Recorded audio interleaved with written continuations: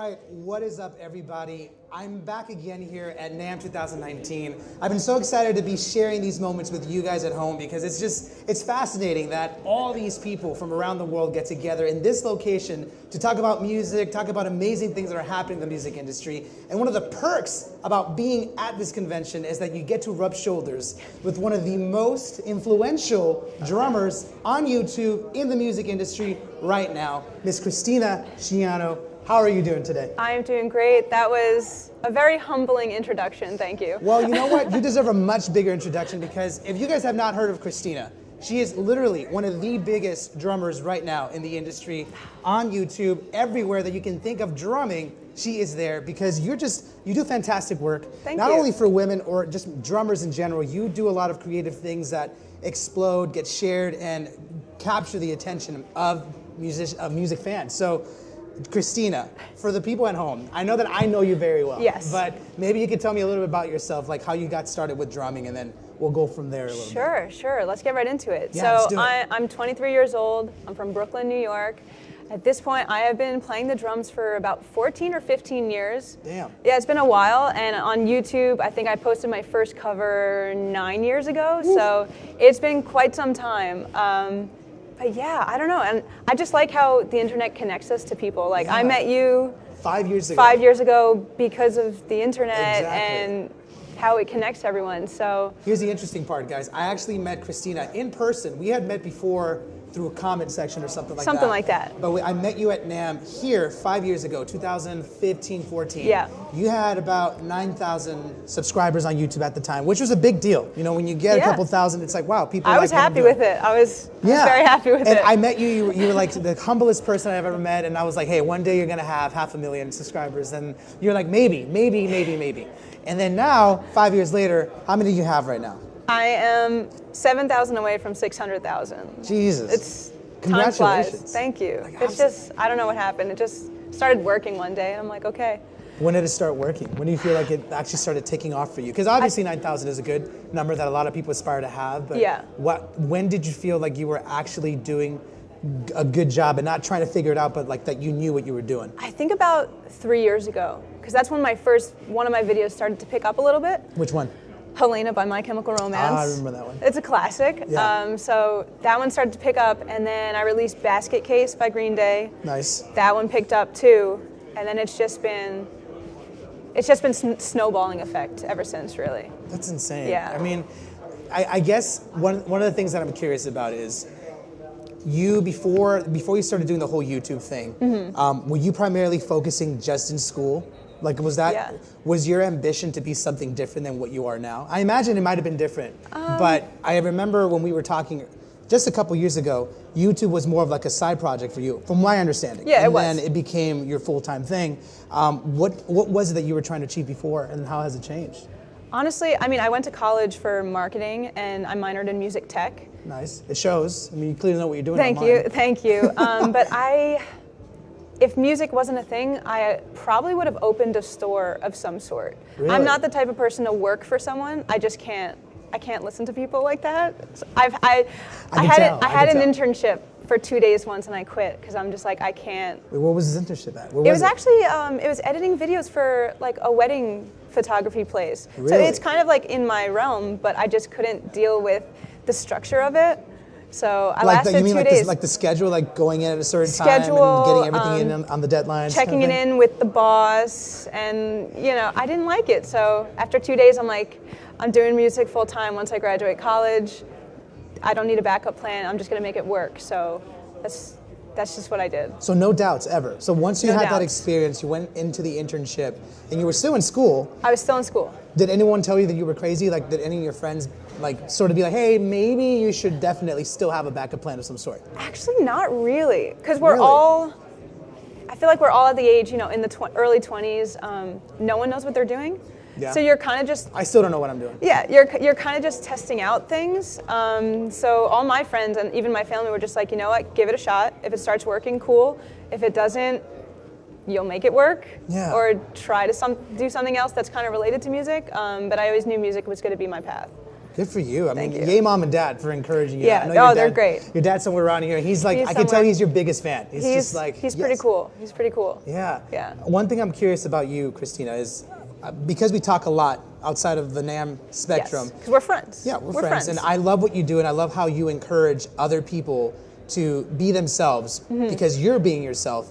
I'm curious specifically with a lot of the hate that a lot of people get online. And I'm generalizing here because one of the things I constantly hear, there's a big fear from people to post or be themselves online because they don't want to get trolled. They don't want people to say, hey, you suck, or hey, I don't like how you do this. You are literally at the forefront of all that. You are paving the way of how things should be done. A lot of girls that are drummers look up to you as to how to do things. Have you always been that brave, or was that something that you learned to deal with?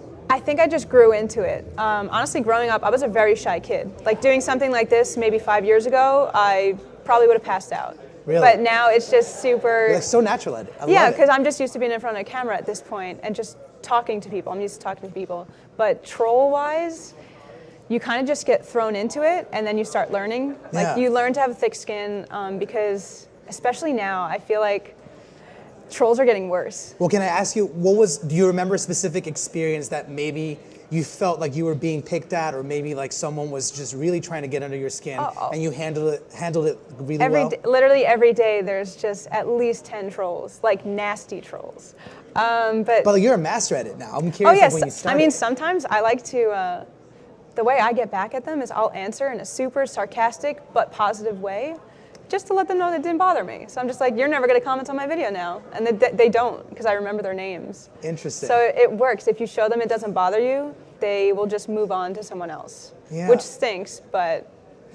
I mean, it's one of those things that if they're trying to be negative, then you don't want them in your life. You don't need it in your comment section, because little kids are reading comments. Like, you don't want them to see that. So that's why I like reading all my comments and responding to probably 90% of them, because I want to filter what's other people are seeing, especially because I have a young audience. Yeah, I don't want them being exposed to any of that stuff. And see, I'm glad you bring that up, because to me, it's one of the most important things of what you do, because online, you can do many things. You can play music, you can have a band, you can do whatever it is that you want. Yeah. But at the end of the day, in my opinion, what makes something unique is the message that you're sending behind what you're doing. And I've always known that your audience, they're very influenced by what you do. You have a lot of people that have come out of your fan base doing their own thing. They're like, hey, I saw you, I grew up watching you, I want to do something similar to what you're doing.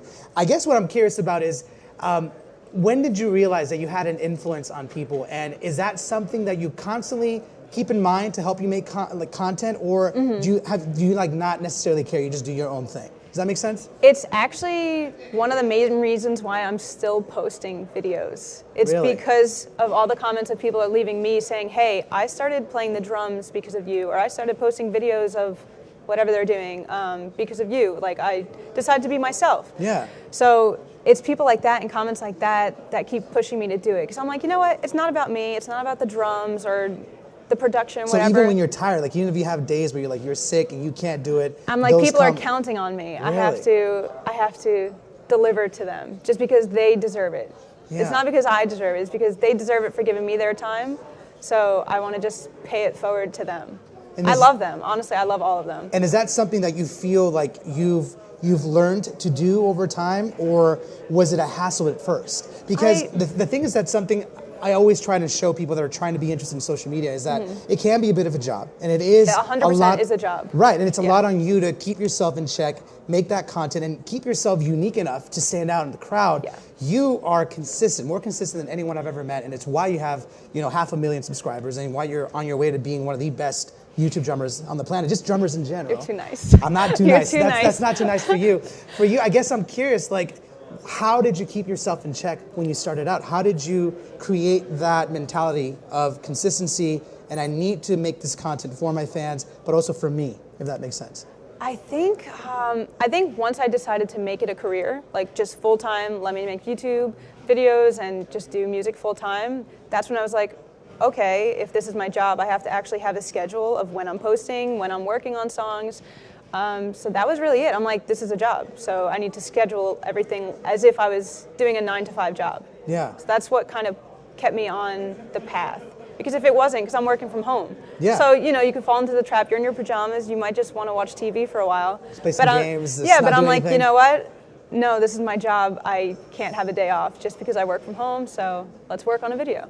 And how does your normal schedule look like, if I can add? I know it varies. It's pretty rough. It's pretty rough. Well, like, walk me through a typical week. Let's say maybe like next week or something, and you have your video scheduled in advance. How do you schedule yourself so that you can do so much? Because again, guys, if you guys are just tuning in, she does a lot. She does a whole bunch of stuff. You work with YouTube really closely. You work with Remo, Vader, all the biggest companies on the planet, and you still manage to get a lot of content out every week. So I think a lot of your fans are probably curious, like, how does your Monday through Sunday look like? I'm just a workaholic, so I do like 12 to 14 hours a day, no days off.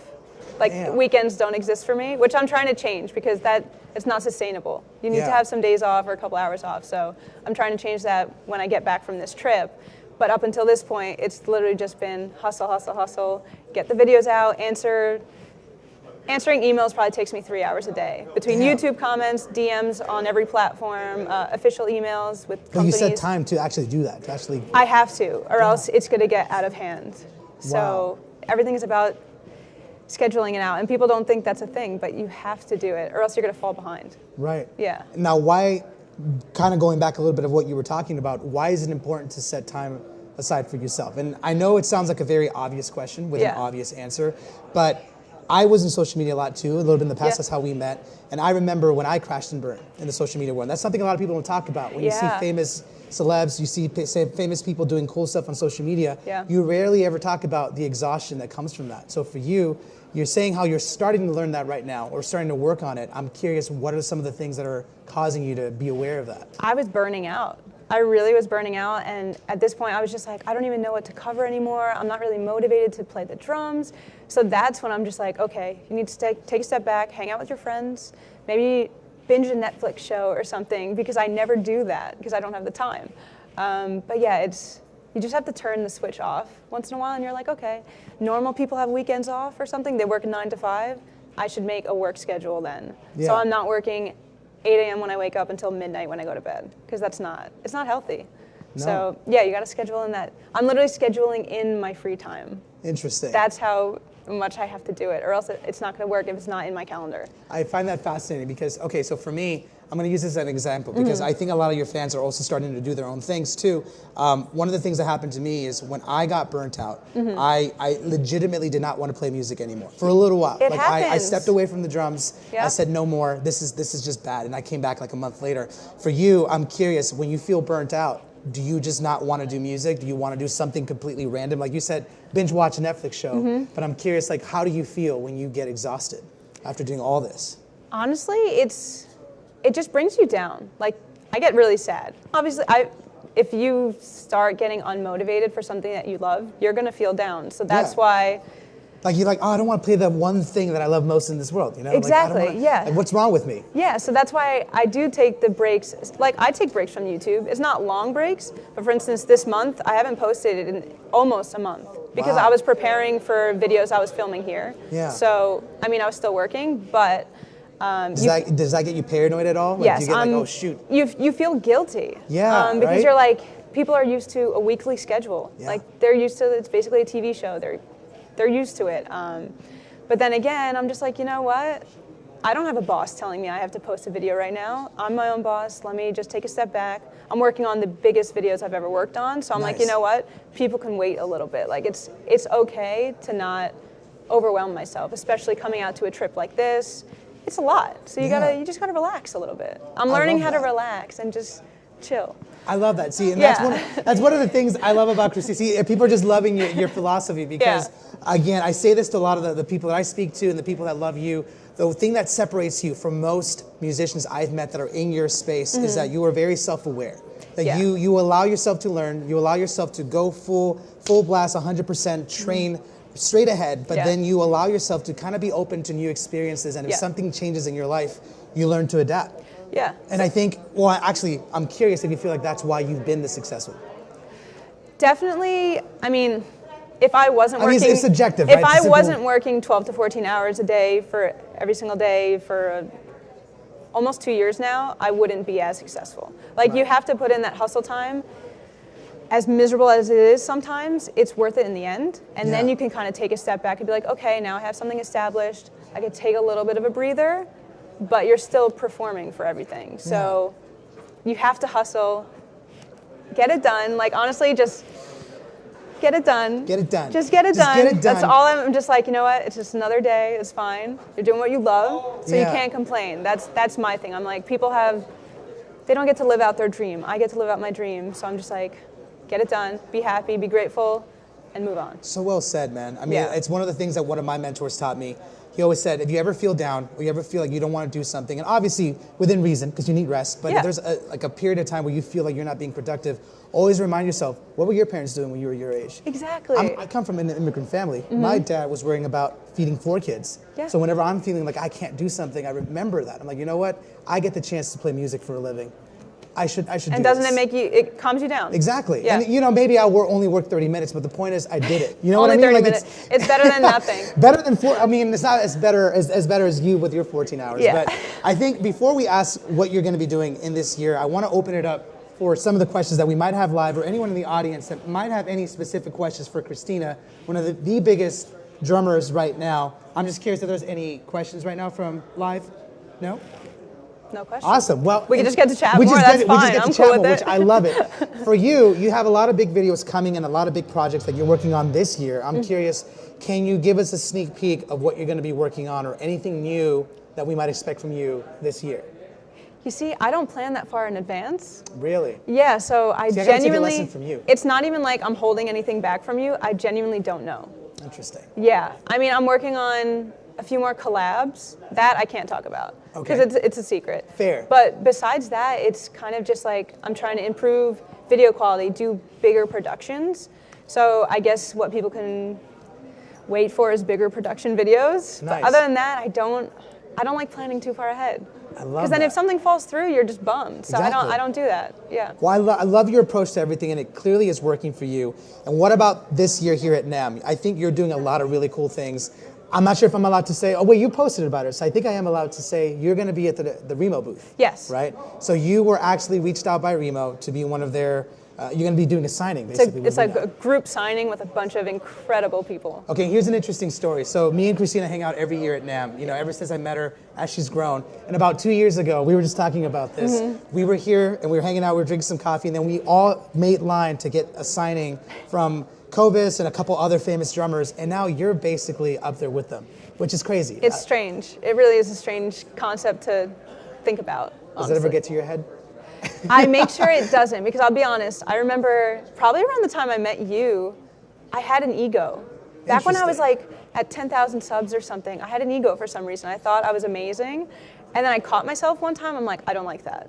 So I turned that off, and ever since I'm just like always keeping myself in check. I'm like, you are just like everyone else, which is true. Like I'm literally, Absolutely. like what's so special? I just post videos. Who cares? Good. Yeah. Well done. Yeah. I love you so much. This girl is unbelievable. Miss Kristina Schiano. She has blessed us with her presence here at NAMM. Thank you so much. Thank you for having me. This was fun. Absolutely. This couch is very comfortable. Thanks Isn't for it? letting me chill. After a long day of walking on NAMM, all you want to do is sit on this couch. Yeah. Miss Schiano, I'm looking forward to seeing you at the Remo booth. Everyone Yes. at home, check out Miss Kristina Schiano. If you just go to YouTube, type in drums, guarantee you she'll be the first thing that pops up. Thank you so much, Kristina. Thank you guys. Absolutely.